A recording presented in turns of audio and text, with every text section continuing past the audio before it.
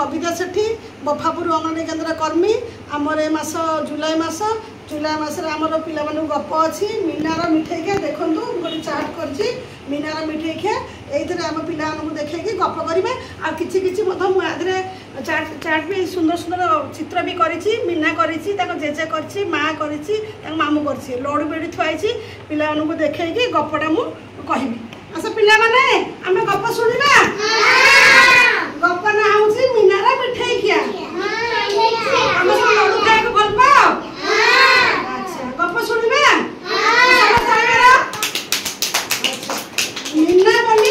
मीना बोली गोटे झियो थिला देखिला समस्त देखिला मीना बोली गोटे झियो थिला तांको घर को मामू आसिले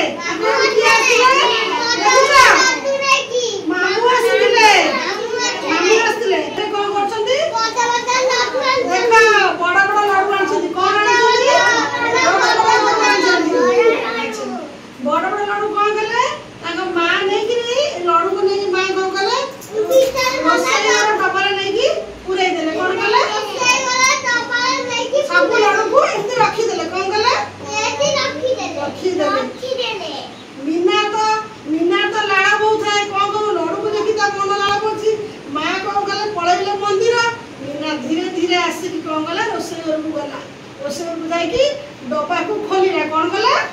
डब्बा को खोलिला डब्बा खोली कौन कला हाथ पुरेला हाथ पुरे की एका थरे के दीटा लड्डू धरला कौन कला